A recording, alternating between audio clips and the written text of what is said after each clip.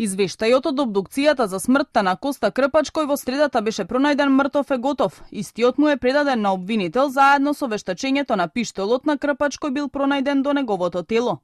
Од извештајот треба да се утврди дали смртта на Крпач настанала со самоубиство или со убиство. Деновиве се очекува надлежен јавен обвинител да ги повика одговорните од специјалното обвинителство кои работеле на случајот со Коста Крпач, да ги образложат активностите во текот на постапката, неофицијално дознава порталот Журнал. Ова треба да даде одговор на повеќе прашања кои се вртат во јавноста. Зошто СЈО наредило претрез во неговиот дом? Зошто тоа морало да се случува пред очите на неговото дете, сопругата, соседите? Што нашле за време на претресот? И зошто доколку СЈО имал намера да го гони Коста Крпач, би им пречело прекинувањето на постапката од страна на председателот Иванов. Во писменото соопштение од СЈО посочија дека Крпач доброволно се јавил како сведок и дека имале докази за притисоци врз него, не од нивна страна, туку од надворешни лица.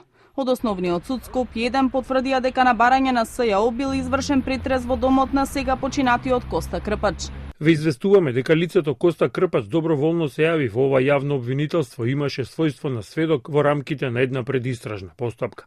Воедно известуваме дека ова јавно обвинителство поседува докази за многу релевантни околности, вклучително и за притисокот под кој се наоѓал Коста Крпач, но со оглед дека се работи за исклучително доверливи информации, тие нема да бидат соопштени на јавноста во овој момент. Секако, доколку се јави потреба, ние сме отворени за соработка со органите на прогонот што испитуваат смртта на сега покојниот. Беше наведено во соопштението на СЈО. Универзитетскиот професор Оливер Андонов пак во колумна посочува дека според него СЈО има одговорност за смртта на Крпач, поради како што наведува тортурата на која бил изложен од страна на обвинителството. Какво ли подценување кон сопствениот народ имаат ЗАЕФ и специјалното јавно обвинителство, кога може со мирна душа да испраќаат соопштенија во кои самите велат дека некој доброволно им се понудил за соработка и одлично соработувал со нив, а од друга страна му вршеле претреси под дома пред неговата сопруга и дете.